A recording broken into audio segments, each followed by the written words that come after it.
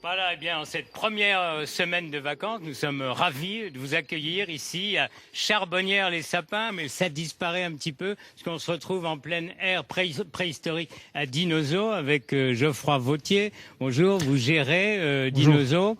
Et c'est déjà, Dinozo, une belle balade, parce qu'il y a 15 hectares, il y a de quoi se promener. Alors comme ici, dans l'ère du Crétacé. Tout à fait. Le parc fait environ 15 hectares. Nous sommes typiques ici dans une forêt du Jurassique, forêt du Jura. Les enfants, les familles, les parents viennent en premier pour ça. Le succès de ce parc, c'est également sa verdure, le paysage et le fait de se balader dans cette forêt incroyable dans laquelle on retrouve une centaine de reproductions de dinosaures.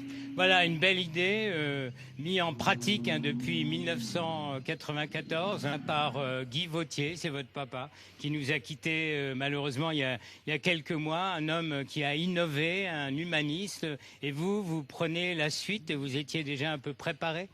J'étais déjà un peu préparé. Je suis dans l'entreprise depuis environ 5 ans.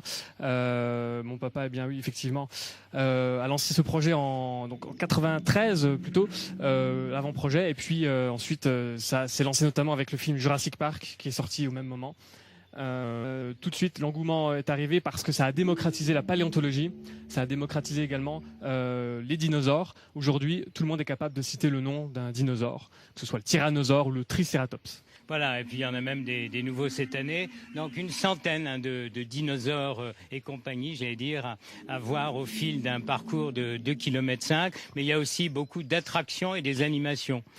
En effet, il y a environ 10 ans, donc toujours mon papa, eh bien Guy Vautier a lancé quelque chose de novateur, développé cette fois non plus du pédagogique mais du ludique, toujours en restant un petit peu pédagogique, à travers un cinéma 4D. Nous avons un nouveau film cette année pour les vacances de Pâques, par exemple, à travers des animations préhistoriques. Nous avons des préhistoriens, des animateurs qui proposent de l'allumage du feu, ou bien également des animations autour des fossiles, comme la rivière aux fossiles, ou bien les fouilles paléontologiques tout simplement.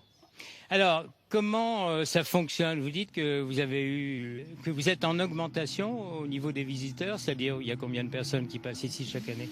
Alors cette année, on est environ sur le pôle touristique à 156 000 visiteurs. On est sur une augmentation de 3%, essentiellement faite au Dinozo, au parc Dinozo. C'est dû notamment à l'ajout de nouveautés. Et puis aussi la qualité de service que l'on peut offrir au parc. C'est aussi notre volonté. Ajouter des attractions, c'est une chose, mais aussi améliorer la qualité de service comme nous l'avons fait cette année, par exemple. Voilà, c'est une belle entreprise familiale que vous gérez avec votre maman et vos sœurs. Donc c'est ouvert tous les jours. Tous les jours, 7 jours sur 7, de 10h à partir du mois de mai. Sinon, c'est 11h en ce moment jusqu'à 18h. Merci mon cher Geoffroy, je vous serre la main également. On va recevoir maintenant Annabelle Vida. Bonjour. Alors vous êtes directrice de l'Office du tourisme du pays d'Ornans-Loup-Lison. Disons-le, pardon, pour nous parler justement de cette belle région. La située, c'est une grande superficie, il y a beaucoup de communes. On a donc le pays d'Ornans-Loup-Lison. Alors la Loue et le Lison sont deux rivières vraiment qui structurent notre territoire.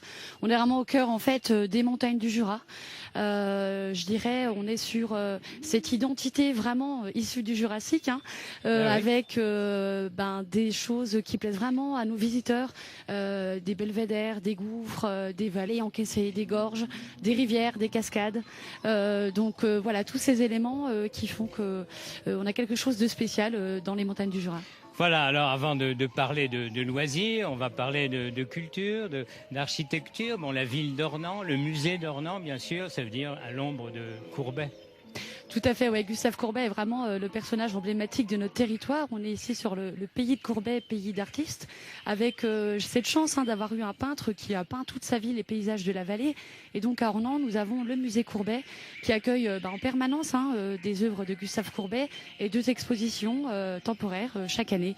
Et puis des sites complémentaires comme la ferme des parents de Gustave Courbet à Fleuget, le site de la source de la Loue et un ensemble aussi de parcours de randonnée pédestres pour découvrir en fait la vie du peintre et les paysages qu'il a peints toute sa vie.